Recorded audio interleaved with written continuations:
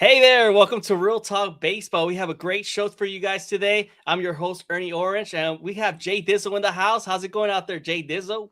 It is going awesome. So much to talk about, so much pumped up about. What an exciting weekend of baseball. Ready to pumped. It sure was. We have so much to talk to you guys in the probably 30-minute or hour show today, depending how fast we move through these topics. We will be covering the Alex Cora firing over the weekend. We're going to be talking about the the Mexico City series, which was between the Padres versus the Dbacks. We have the Dodgers versus the Cubs, which was an exciting series as well. We got PCA seeing some comments out there. Should he keep talking, or we'll discuss that in a couple of minutes. And then we're already talking about the Rookie of the Year favorites. We'll be discussing the American League and the National League. But first off, let's start off our show with one of the major breaking news over the weekend. Alex Cora firing. Was this a necessary reset or a massive mistake by the Red Sox? Jamal, this is only April. Did the Red Sox make the right move? I'm not sure they did. I like, and so I'm going to be. I don't know if you ever watched The Office back in the day. Okay, so there was this one scene. There's one episode where Jim and Pam, when they're finally together, well, she has this old flame named Ted from the warehouse, and he's getting ready. He finds out all this stuff is going on, and he's ready to swing on Jim. And then all of a sudden, Jim's arch nemesis, Dwight Schrute, comes to his rescue with some mace. It's right. So I'm gonna be that Dwight Schrute thing there in a minute here. The Yankee fan coming to bat for the Red Sox here. So I just feel like this team, like right now, Alex Cora winning you a World Series. I just feel like it was an unfair situation for him coming in. Like the team that Craig Breslow put together during the offseason, there's a lot of they talk about run prevention, but it hasn't really happened. And it's just kind of building up runs is what's really going on. They're running up the scoreboard. So I feel like Alex Cora was trying to do the best he could with what he had to work with in this case, but the lack of moves during the off season, or some of the moves they have made, like this team is just not great the way that they're assembled right now. It's just not going to get it done. But I don't think that's on Alex Cora. What an interesting weekend, right? Because you're coming off a 17-1 victory against the Right? Baltimore Yeah. Orioles. It feels like the bats finally came to life in Camden Yards. This is all the Red Sox probably needed this weekend. Just go to Camden Yards and your bats will finally start working, because it seemed like nothing was working in their favor. You have a manager like Alex Cora, who has been a proven winner in this league. He was a bench coach for the 2017 Astros. Then he goes to the 2018 Red Sox and wins in his first year a World Series. And just last year, makes it to the playoffs as a wild card team when they trade Rafael Devers, their best player, and they're just with a bunch of young kids, and somehow they managed to make it to this postseason run.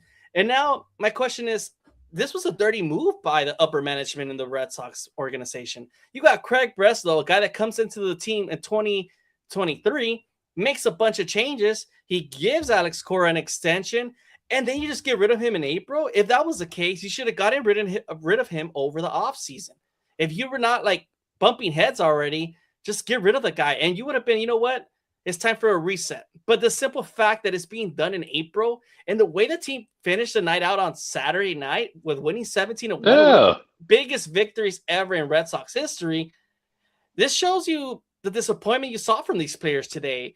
The guys were like, what the heck is going on with our team? You question the management because there was no type of communication with the players. All the players want is to be communicated. Hey, this is going to go on. If we continue to lose, the manager's out. So you guys better pick it up. And as a team, I bet the players would have been balling out this past couple weeks. So it kind of scares me for the Red Sox future players. Do you want to go play for the Red Sox, seeing how the management has been for Alex Cora? I don't think so. And I mean, at the end of the day, the players just had to perform better. Yes, but I feel like going forward, I think these players are just going to play way better as a unit because they know how easily they could get cut by this management team. So personally, I think it was a massive mistake by the Red Sox. I think Craig Breslow, if anything, should have been in the hot seat over Alex Cora personally, because he's the one that built this team, and the players haven't really panned out. Wilson Contreras signing has been, been up to a slow start right now. And Sonny Gray, we know what kind of guy he is, injury prone. We got Ranger Suarez, who's on the decline of his career, also not playing that well right now. Brian Bello just seems like he lost his pitching command. He can't pitch where he wants to. There's a lot of concern for this Red Sox team. Are you worried for this Red Sox team, or you think they'll just unite as a team and, be cohesive now that they lost their manager? And do you think Chad Tracy's the answer? Sorry, that's a lot of questions. Well, it's definitely a lot to unravel too. So, but yeah, you bring up Craig Breslow, and at the end of the day, unfortunately, he's got the ear of John Henry, the owner there. So, and this is not like the Red Sox team of old, of yesteryear. This is a club now with John Henry and Breslow.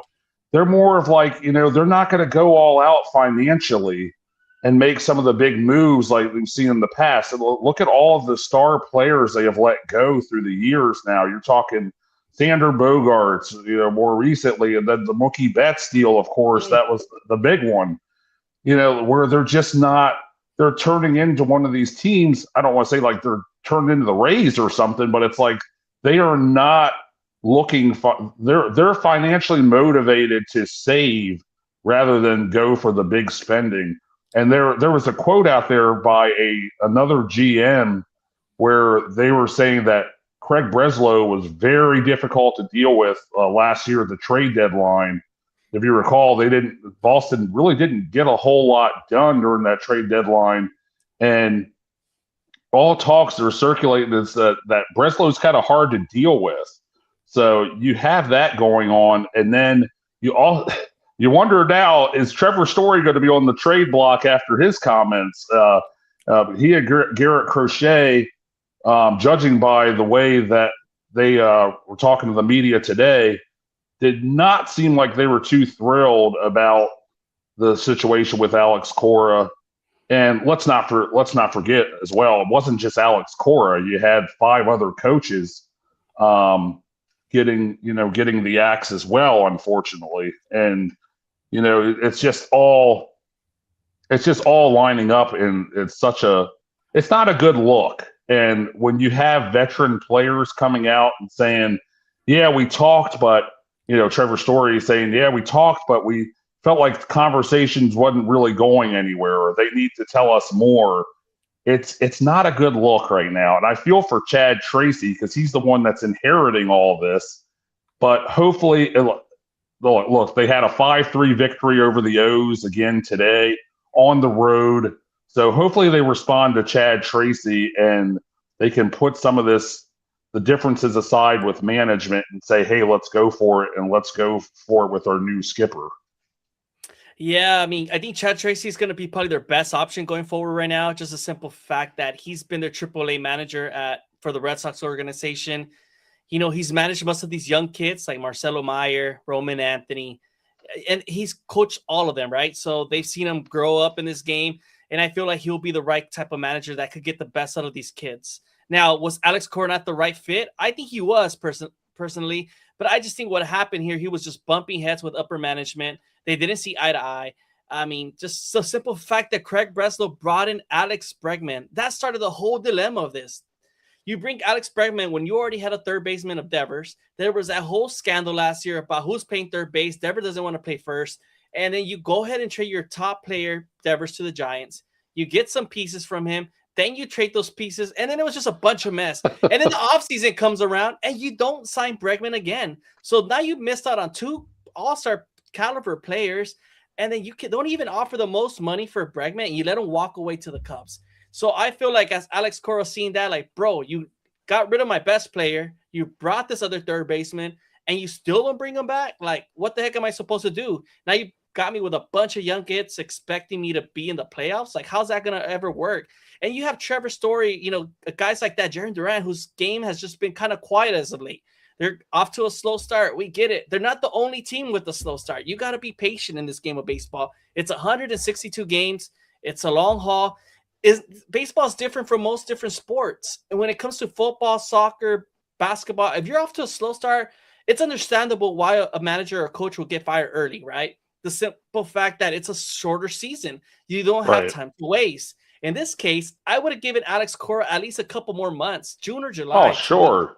Because the things he's done for your organization, it just shows you that there's no loyalty in this game, man. You could just get rid of, it's like a company. They could get rid of you at any moment. As much as you love this company, the moment they don't need you, those budget cups come around, you're out of the house. And I don't know what to tell you, man. I'm really disappointed by this Red Sox organization. I expected better. And as an organization that sees themselves as like one of the top tiers in the league, they're not showing it right now. So there's a lot going on, man. And thank you, everyone, for tuning in today. I know it's a Sunday night. Thank you guys for stopping by. We do have a poll up in our chat. Make sure to check it out. We're saying, did Alex deserve to get fired in April? Yes or no? Hit the comments, please. We want to see your guys' response. There's a lot of comments. Thank you guys, everybody, for stopping by. We're trying to get as much comments as possible.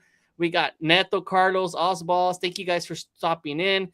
Make sure to keep us posted what's going on with the updates out there. So much going on these days with this Red Sox team. And this is probably only the beginning, guys. More managers could be on the go. There's reports being reported of Alex Cora possibly going to another team. What are your thoughts on that? Or what have you heard?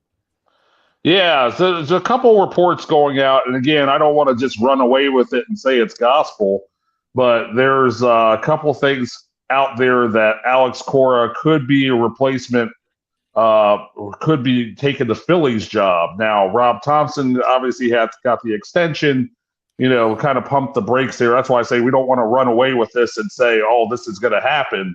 But there were a couple reports saying that Cora could be next in line for the Phillies job should something happen. Maybe the losing streak continues. What is it now? 11 out of 12 the Phillies have lost now. That's so it's not getting any prettier. Although ray of sunshine there, Zach Wheeler had a pretty decent start yesterday. But yeah, just something to keep an eye on there. I'm sure Alex Cora will be back somewhere. But yeah, that was one of the interesting things that got brought up right now. Yeah, definitely. Because Dave Dombrowski, if you guys don't know, he's had a great relation with Alex Cora and has worked with him back in the Red Sox days. So there is that relation there. I don't see Dombrowski getting rid of Rob Thompson just yet. Even though the Phillies are off to a terrible start, that extension tells me, hey, I'm going to keep him for at least this year. If the Phillies don't win this World Series, I think Rob Thompson's out of there. And with Alex Cora being available, you're not going to miss out on that opportunity to get that top manager and with that roster, right? The Phillies have been in the mix for such a long time, and the players are only getting older, and that window has been closing for such a long time already. You have to do something, and what can you possibly do is bring a guy like Alex Cora who could change the dynamic, change the culture, and possibly bring a winning team there to Philadelphia, because they want to win desperately. And, I mean, the Phillies have always been there, and they just fall short every October, guys. Yeah.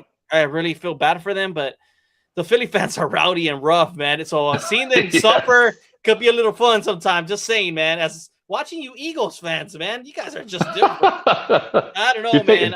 I can't trust you guys out there. Y'all rowdy and too loud for me. But yeah, we got Melanie saying, I want a Real Talk shirt. Are they for sale? Carlos, you're in the comments. We need more merch out there. We also have, Carlos has a Real Talk baseball jersey. That's beautiful. Jamal, I just want to throw that out there. It's one of the gorgeous jerseys. I've worn it before. It fits me. Every time I got to return it back, I'm like, I need one for me, But yeah, I heard. Sorry, I heard about this Real Talk jersey, and last year I was in a Real Talk fantasy league, and that was the grand prize, and I finished sixth. So I was very bummed about that. It's still, so anytime I hear a Real Talk jersey, I'm like, oh man, it's like, Napoleon Dynamite. I could have been state. No, but it's a great shirt. Carlos is saying that Alex Cora could go to the Mets. I was seeing the comment on here from. That's another possibility. This Mets team just continues to struggle, and Carlos Mendoza just seems to be like on the hot seat. Steve Cohen is not going to waste time around with a payroll that high. He wants to win, right?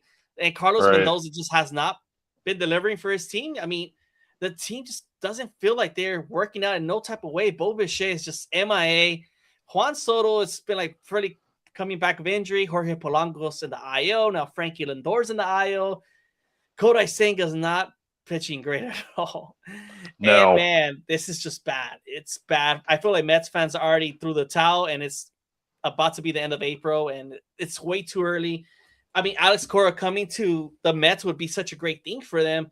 But I've never seen this happen before, guys, where a top manager like this in April is available just to join a team in the middle of a season. Yeah. Right? I haven't seen that either. You usually see it in the off season. You get the top manager available, but not during the season. Wasn't there not a World Series champion manager? I'll throw you that out. No. I was going to say, wasn't there an instance where, and I'm trying to think, it's been so long ago, but wasn't there a midseason change where Buck Showalter went to the O's? Yes. I want to say that happened midseason. So there's like sometime, but I mean, the O's, I don't think were in contention that season either. I think that was back in the 90s. Yeah. Yeah. So, yeah, I mean, it has happened, but it's just very rare. Joe Torre took over that job for Buck Showalter, I think. And that was the difference maker, yeah. Yes. We're going back to the old school, man. Jamal, we're going to have to test your knowledge in that old school baseball knowledge, man. I don't know how well you are in your old school. But everybody, let us know in the poll. Who do you think did Alex Cora deserve to get fired? That's the main question there. If you're a first-time listener, make sure to hit that like and subscribe. We would truly appreciate if you could join our baseball community and continue to grow here. We have over 1,500 subscribers, so we're very thankful for each and one of you guys. And yes, we should probably get those Real Talk Baseball shirts out for sale and probably raffle some out too. Why not? You know, it would be a great opportunity to get more people involved. Now, let's go on to the next topic, Jamal. I know we've just been talking Alex Cora. It's been the main hot topic of the weekend. But we have this Mexico series this weekend, the Padres versus the Diamondbacks. Now, Mexico City has been loving baseball. Every time the MLB goes to Mexico City, the game just continues to grow. It's a sold-out game every single time. And I recently went to that Mexico City back in July to see the Diablo Rojos Mexico City team. I went to Estadio Alfredo Harp, Hilu, and it was a beautiful, gorgeous stadium, guys. The amount of fans you saw just rocking different jerseys of MLB teams was amazing to see. It shows you that there's a lot of love for the game of baseball out there. And unfortunately, that game I went to got postponed with a rain and thunderstorm. It started to rain like 5 minutes before game time. It was probably the strongest rain I saw while I was there in my 5-day trip to Mexico City. And I wasn't able to go to the makeup game, so I was really disappointed. Oh, bummer. But I just want to say the amount of food and the vibes in the crowd was amazing. You had every type of snack you could think of, Jamal, like margaritas, drinks with chamoy and tajin, chips with chile, people walking with all kinds of snacks I had never seen at a ball game. It was definitely an experience everyone should experience once in their lifetime. I just feel like unfortunate that I did not get to see a real baseball game. I was so excited to see Robinson Cano, the 42-year-old, still playing out there. Oh, man. That was hitting over 400 batting average. So, Ben, what are your thoughts on this Padres Diamondbacks over the weekend? Did you see that how great the game is growing? Well, first off, I will say from a fantasy standpoint, I'm bummed because Michael King couldn't get the win, and I lost by 4 in one of my fantasy matchups. So I was bummed about that.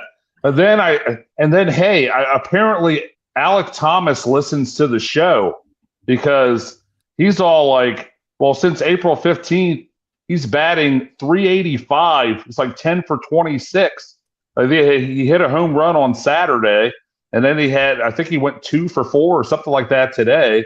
So he's like, Ryan Waldschmidt, who? They're not getting this guy up here yet. I still got a little something left in the tank here. So Alec Thomas, I apologize. Yeah, man, it was an exciting weekend. I just saw so many runs over the week, guys. It was like that high elevation in Mexico City. If you guys don't know, Mexico City also has really high elevation, like if you're in Colorado. So the ball's going to fly out there. Manny Machado hit 2 bombs today, and it looks like he loves playing in Mexico City. Tatis, Geraldo Perdomo were just also being interviewed and just showing how excited they were to be in Mexico City. I think they just enjoy the culture. The people were just excited, and the ball's flying. If you want your stats up, go play in Mexico City real quick. Look, Robinson Cano, 42-year-old, a guy that was caught with steroids here in America, goes plays in Mexico City for a whole season, bats over 400. What does that tell you? I mean, the ball flies out there. And today was a showcase of that. The Diamondbacks were down, I think, like 6-0 to the Padres. Michael King gets out of the game, and then you got Tim Towell hitting a grand slam, Jose Fernandez hitting one out, and then Vargas, another young kid coming in and putting it out the stadium. So it was a great series for the Padres and Diamondbacks. They split the series, but they got to showcase a little bit of everything. And one of the things that they got to showcase was Mason Miller breaking the Padres scoreless streak innings. What are your thoughts on Mason Miller? I think he's unstoppable and a great player. But what are your thoughts on Mason Miller? You think he could continue this streak? Man, I mean, as hard as this dude is throwing right now and as locked in as he is, yeah, I mean, this guy, I think he's going to be breaking some records this year for sure. He just really, you know how you say some guys are unhittable, and then but this guy, like, he truly seems unhittable right now. He's going up in the upper hundreds there with that fastball, and they're just not able to do anything with that. And just very interesting, you know, how he was able to rebound, because he was a little shaky as a starter with the A's, and then, you know, they found that closer role, and he's found his sweet spot for sure. He has been, and he's got an awesome intro too. If anybody hasn't seen it, go check it out. His intro to the mound, just goosebump city. It sure is, man. But you got to give major props to Mason Miller. Like you said, he's locked in right now. His fastball command, it's been perfect. He's been hitting it anywhere he wants in the strike zone, over 100 miles, which is already hard to hit. And then you have a slider, nasty slider that he has that always goes downhill. You're not hitting that ball whatsoever. So when Mason Miller is on control, he's one of the most unhittable pitchers in the game. Remind you guys, this guy was a starter coming up into the league. They saw him as an opportunity to come into the ninth, and with the fastball he had, he's electrifying. And, you know, when his fastball command was struggling, that's the times you will see him struggle a little bit with the A's back in his young career. You know, he started off hot, but then was losing the command. He couldn't get it going, and then batters started figuring him out a little bit more. But this year alone, he just seems unstoppable. He's off to one of the greatest streaks you're probably going to see. Eric Gagne type pitcher. Yeah. I love seeing some good closers, man, because if you think about closers, their career's not that very long. You don't see closers dominating the league that long. I mean, it's a short span where you see the dominance of these pitchers, and it's great to see like a guy, Mason Miller, doing this already such at a young age. You've seen guys like Eric Gagne, his career is very short. Joan Duran right now, I mean, he's kind of been hurt already, and it's like his decline's already going down real quick. Edwin Diaz as well. Yeah, Edwin Diaz, another one. So it's hard to see these pitchers last this long, especially as a closer role. So every time I see a closer just dominating the league, this is great for the game. And especially his intro coming into the stadium, this is amazing. And I'm just glad the Mexico City fans got to see that and witness it. It's incredible. Now, let's go on to the next series, man. We had a Dodgers and Cubs going over the weekend. Dodgers take the series, winning 2-3 against the Cubs. But we had a player, PCA, making some comments, saying he does not regret saying none of those comments he made over the Dodgers over the offseason. What are your thoughts on that, man? I think PCA, you know, should have probably stayed quiet. What are your thoughts, man? Oh, yeah, But, you know, look, on the one hand, it's nice. It's good.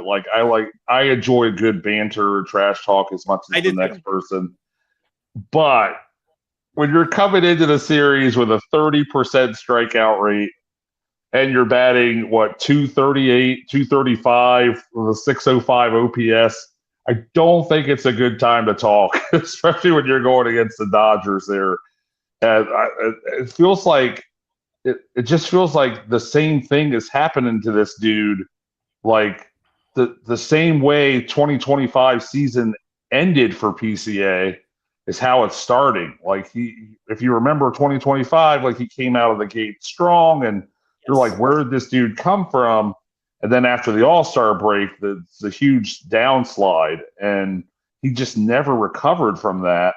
And neither did the team. You know, they didn't with the wild card situation there, but they got through the wild card, but they didn't have enough to do much after that. It's just, you know, unfortunate for the Cubs there. But I think PCA needs to pump the brakes a little bit on the talk and try to try to get his game back in gear, get his head on right, because he is still struggling behind the dish. I totally agree with you there. I think PCA is still very young. I think Carlos is mentioned in the comments. He just wants attention. And that happens with these young players. They get a little bit of fame, a little bit of money. And, the Dodgers obviously are the best team in baseball. So if he does a little bit of trash talk, his name's only going to grow a little bit more. He wants to be like that Dylan Brooks in the NBA, talking a little bit of crap and get a little bit of, be acknowledged by more people and more fans. But you're totally right. I think he just needs to focus on his game, getting his batting average back up. Defensively, the guy's great. Yeah. He's one of the best defenders out there in center for the Cubs.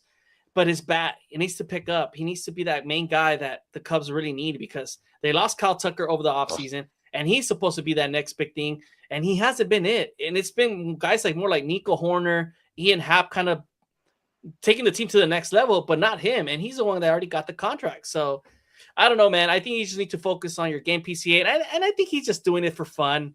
He loves LA. He grew up here. He kind of knows the fans a little bit more. I mean, he is not wrong when it comes to LA fans. There is a lot of influencers out here, Jamal. Everybody's with their tripod trying to get content. I get it. It's a celebrity town.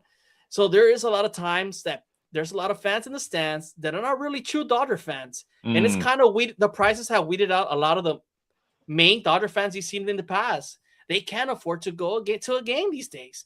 You have families finally have to spend almost $400 to $500 just to go to see a Dodger game promotional night, just for a regular season game, Jamal. Wow. It's tough. And I think PCA sees that. He sees like those loyal Dodger fans are no longer in the stands. You're seeing all these people just trying to go for the content, trying to get that, hey, look who I'm at. I'm here at the Dodger game. You're not. And I'm doing better than you. So I think PCA sees it from that viewpoint, coming from Chicago Cubs fans and comparing it to Dodger fans. And he grew up in LA. You know what I mean? Yeah. He's not wrong in that case. But when it comes to Dodger fans, man, they're one of the rowdiest, and they will let you hear it. Yeah. And he's gonna have a hard time playing there at Dodger Stadium going forward, because the Dodgers fans will not forgive you, even if you're an LA kid. Just throwing that out there. You could be one of those guys that we still don't care for you, even though you were born here. But over the weekend, we had the Dodgers still win 2 out of the 3 back-to-back days this past couple days. The Cubs did play out good on Friday on Apple TV. They came from behind. They hit a home run. I think Dansby Swanson hit a couple home runs. And brought the game back. And Alex Bregman did as well. And you saw the Dodgers bullpen kind of blow it up a little bit. I don't know, man. This Dodger bullpen looks kind of sketchy, but it's still too early to worry. They're still in first place, 19-9. No need to panic, guys. It's way too early. So PCA, man, pick your game up. We want to see less talking and more hits. I don't know, something like that. Let's go to the final topic of today, guys. And everybody's tuning in. Make sure to hit that like and subscribe. We would truly appreciate that to get the more people involved in this baseball community. But we have the AO and NO Rookie of the Year. Who are your favorites this year already, Jamal? Oh, well, looks like Jamal. Oh, hey, you're back, had a man. malfunction there. Sorry about that. All right, Jamal. Yes. Sorry, let me go with the question again. Jamal, who are your Rookie of the Year favorites for the American League and National League?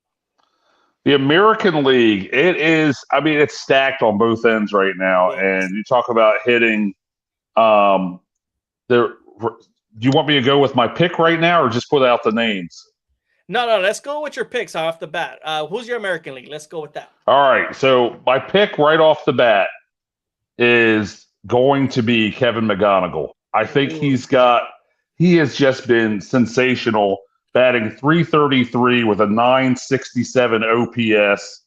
He's got 102 at-bats, so he's had the most at-bats so far out of the others in the AL, and he's hit 34. So he only has 2 home runs, but he's doing it. He's 11 for 23 with him batting .480 when he's the first at-bat, like for his first at-bats. So this guy is not closing under the pressure. He's just taking it head on, and I like his game overall because he's very disciplined at the plate as well. He's, I believe, even coming into today with the strikeouts. I think he was 15 apiece between walks and strikeouts. So pretty disciplined hitter and very pretty patient at the plate. So I really like what he has overall. He's getting extra base hits No, for sure. and the home runs will. I think they'll pick up eventually. You're going to see more than two there. I But know. this guy has no problem getting on base. You're totally right. Kevin McGonigal's been one of the spark for the offense for this Tigers team. It seems like every time he's up to bat, he's just getting on base, bringing runs in, and finding ways to score, which is impressive for a rookie. But I'm gonna give you another guy that I feel like should also be deserving of, especially for the month of April. And his batting average may not be as high as Kevin McGonigal. He's batting 235 right now, but he is leading the league in the American League with home runs, and he has already 11 to start the season. We're not even done with the month. 11 home runs for a rookie is crazy. And his name is Munetaka Murakami, a guy that got passed by a bunch of teams, and no one wanted to sign him. His posting window came to the final couple days, and the one and only team, the White Sox, a team that just gave him a 1-year deal for $15 million, saying, all right, we'll just give it a shot. We'd never really spend, but let's just give him $15 million. No other team really wanted to offer him that. And you cannot tell me that these 30 teams cannot use Murakami in the middle of their lineup right now. It just seems like every time I see a highlight of this kid, he's hitting one out of the park. Runs, yeah. He is crushing baseballs, and his power just goes either left or right. It doesn't matter. He could hit it anywhere in the park, and he's been one of the impressive players for me. Hardly talked about because he's in a White Sox team, but if he continues to dominate this power in the league and hitting the most home runs in the American League, he's easily my favorite for the Rookie of the Year in the American League. What are your thoughts on that? Hey, it's going to be a tough. I think it is down to two of them. You could have made a pretty strong case for Chase DeLauder from Cleveland early in the season. He's kind of cooled off a little bit recently. So so right now it's pretty much the McGonigal and Munetaka show. Yeah, but it's easily like I could see the case either way for either one of these guys. It's just like tearing the cover off the ball right now. You're totally right. It definitely will come down to the second half. It will come down to the second half. And with these rookies, you see them start off to a hot start, but then they fall off sometimes in the second half. And pitchers finally adjust to them, finally figure out their tendencies, and there's more video on you, so they figure out your style of batting. So, sorry, I didn't mean to cut you off, Jamal. Your last mentions for that one for American League. Well, I think you hit the nail on the head. The second half of the season, it's going to be interesting. I think Murakami, where he swings big, he's got the Babe Ruth mentality: swing big, miss big, and it's like so when pitchers do adjust to him, it's going to be interesting to see how he adjusts because his strikeouts are a little higher than McGonigal. McGonigal a little more disciplined at the plate, but if he can figure it out, man, I've heard people talk about possibly 50 home runs for this dude. And I'm right there with them. I could see that easily happening. Yeah, man. People love the long ball, man, and that's what sells sometimes. You saw Cal Raleigh last year hitting 60 and how we were all pushing for him to be the MVP. Even though he fell short, people just love to see the long ball. And Murakami definitely has that power, and it seems like he's not being faced by MLB pitching right now. Now let's move on to the National League. Another league full of young rookies that are dominating the league already in the first month of baseball. Who's your early NL Rookie of the Year favorite player going forward? Oh, man. Okay, so this was tougher because I had it down. I had it down to two guys. I had it down to Sal Stewart for the Cincinnati Reds, and then I had it to J.J. Weatherholt. Wow. And I think I'm going to give the edge to Sal Stewart. Just based off, they're both playing phenomenal, and I could see Weatherholt his batting average coming up. I think the home runs will also come up. Like the extra bases. I think he's got a 755 OPS versus Stewart, who's just out of this world right now. 1.025 OPS. So just insane, batting 303 with 9 homers. But I think Sal Stewart having that call up, that quote cup of coffee, if you will, for 2025, where he was originally called up, getting his legs under him in the MLB, and now you're entering your first full season in the majors. I think that gives him a slight advantage over JJ Weatherholt here, and I'm going to go with him as my NL Rookie of the Year. Nice. They're both great players. I think they're off to a great start. JJ Weatherholt should be mentioned as well because he's been killing it out there. Seems like the young kid, he's only 5'9", and also has a lot of power, gets on base, and finds ways to win with this Cardinals roster. I'm always impressed by the young talent and how they continue to come already off the bat, just delivering for their teams. But I'm going to give you a guy, and I think you're a big fan of this guy, and I think his name is Nolan McLean, who's been dominating every single start the kid comes up to.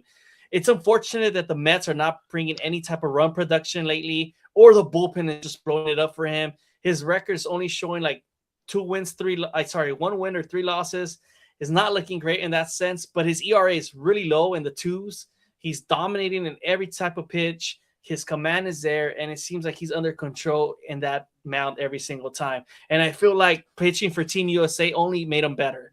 So he's still eligible as a rookie going to this year. So he's one of my favorites going forward. I think he's a guy that could sustain it for the whole year. Because I feel like these other young kids are going to finally fall off in the second half. It tends to happen more than we wanted to. But I think Nolan McLean right now is just one of those pitchers that the Mets have. I think they already found their ace for the future. And I feel like they're not going to sign Freddie Peralta for an extension. They'd rather pay the young kid McLean going forward. And he's proven that he has nasty stuff. And he could beat you any type of way in the mound. Now, he just doesn't get any help from the Mets. And that's unfortunate for him because it's hurting his stats. But he'll eventually get the help. It happens. This is part of the game.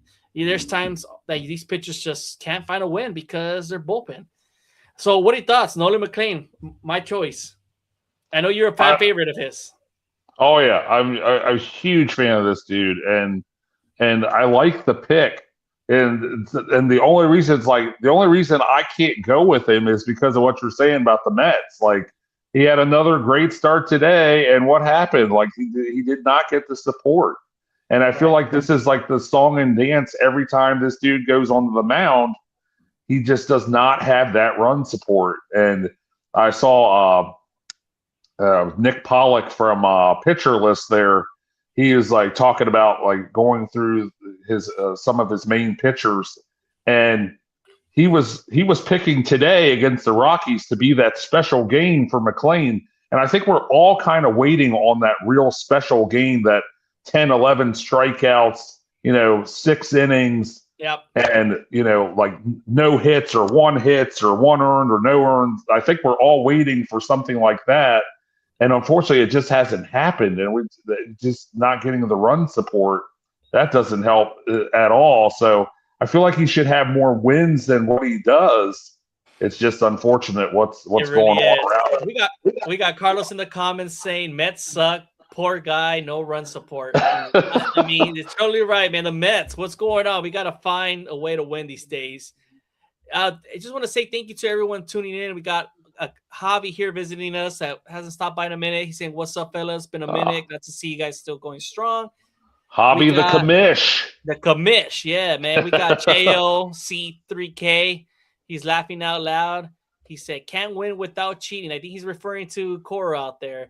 But yeah, man, we just want to say thank you to everyone for tuning in today. We had a great show, great interaction with our listeners, and this is what it's all about, making sure we interact with you guys in the comments, hear your points, hear your hot takes, and just talk ball. We'd love to do this. If you like more of this type of content, make sure to stop by every Sunday night and Wednesday night at 7 p.m. Pacific time, where we talk ball with your Jamal.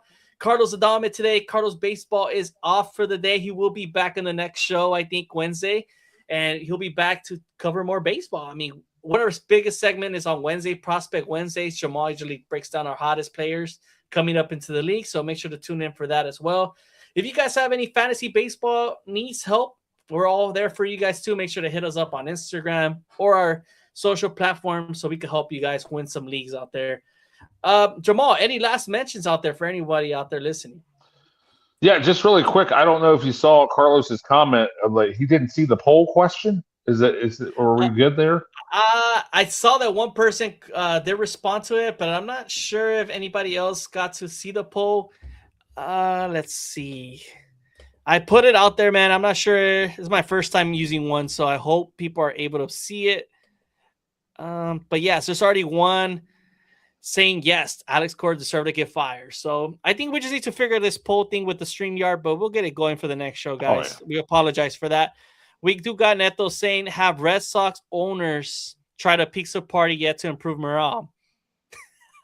They definitely need a pizza party, Ernesto. I think they definitely do there. He's saying can't see something. It. He says players need maybe paid a lot of money, but they are employees at the end of the day. And one thing's for sure, telling employees to shut up and work when shit hits a fan 100% of the time doesn't work. Yeah. You're totally right there, Ernesto. I mean, can't just tell your players to focus on baseball. That's really tough out there. And it just changes the whole morale of the season. I feel like these Red Sox players will start performing better, but they're just going to be focusing on themselves. They know that upper management they can't trust. And if they have to have an extension, they're probably just going to go out to the next team. Trevor Story, like you said, I'm out. That's what, that was the big thing. Trevor Story, it's like he did not make it sound like he was impressed with what management had to say about the reasoning, and that's why it's like, okay, this is not an okay deal here. This is not something where you could just sweep under the rug and hope it goes away. These players are greatly affected by that. Exactly, and most of these guys are veterans of the game. They've been in the MLB for a moment. They've seen how other upper management teams have managed. They're not liking what they're seeing with the Red Sox. So a lot of changes coming up for this Red Sox team, for the better or for the worse. So we'll see what all plays out in the next couple weeks. But we got Ernesto saying 2018 is the new 1918. What? Oh, man, that was a good one. I'm cracking up there. Don't talk about no more curses for them, please. That's the last thing they don't need that. We do not need that for no. Well, I just want to thank everybody for tuning in today. Thanks all our listeners for keeping the comment section active. We truly appreciate it. Jamal, it's always a pleasure having you on the show and talking baseball with you. All of us here at Real Talk Baseball, we hope to catch you on the next show, and we'll see you guys soon. Stay tuned for the next episode, and make sure to hit that like before you head out.